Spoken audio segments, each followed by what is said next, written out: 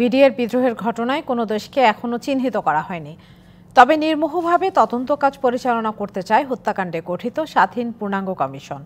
সকালে প্রথম বৈঠক শেষে সাংবাদিকদের এসব কথা জানান কমিশন চেয়ারম্যান অবসরপ্রাপ্ত মেজর জেনারেল আলম ফজলুর রহমান।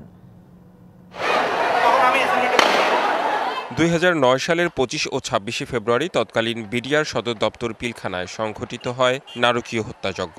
হত্যা করা হয় বিডিআরের মহাপরিচালক মেজর জেনারেল শাকিল আহমেদ সহ 57 সেনা কর্মকর্তাকে। ভয়াবহ সে হত্যাযজ্ঞে প্রাণ হারান 17 বেসামরিক নিরীহ মানুষ। হত্যাকাণ্ডের 15 বছর পর রহস্য উদ্ঘাটনে ডক্টর ইউনূসের নেতৃত্বাধীন অন্তর্বর্তী সরকার গঠন করে জাতীয় স্বাধীন পূর্ণাঙ্গ কমিশন। বৃহস্পতিবার পিলখানায় যার প্রথম বৈঠক হয়।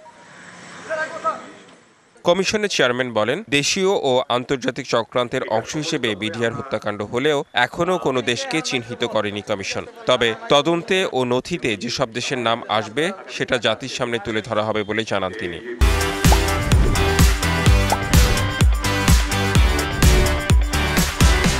যে বিষয়গুলো আপনাদেরকে বলা উচিত, জাতিকে অবহিত করা উচিত, আমরা সেই বিষয়গুলো জাতিকে অবহিত করব, যাতে সবাই জানে যে আমরা অন্ধকারে কাউকে রেখে আমরা কোনো কাজ করতে চাই না।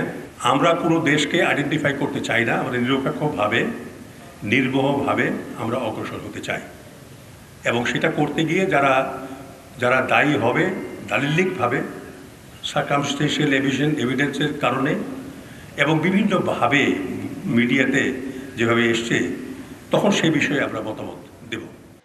আরও জানান, 5 আগস্টের আগে পরে সংশ্লিষ্ট ব্যক্তি যারা দেশ থেকে চলে গেছেন তাদেরকেও জিজ্ঞাসাবাদ করা হবে। 5 আগস্ট যে বিপ্লব হলো, সেই বিপ্লবের পরে দেশ থেকে তারা চলে গেছেন। আমরা জানি এতটুকু যে দেশে দায়ী। আমরা ওই দেশের সঙ্গে আলোচনা করে যদি এক্সট্রাডিট করা সম্ভব না হয়, তাহলে আমরা টিম পাঠাবো সেখানে তাদেরকে টেস্টিফাই করার জন্য, তাদের স্টেটমেন্ট নেওয়ার জন্য। Redwan Ahmed, DBC news, Dhaka.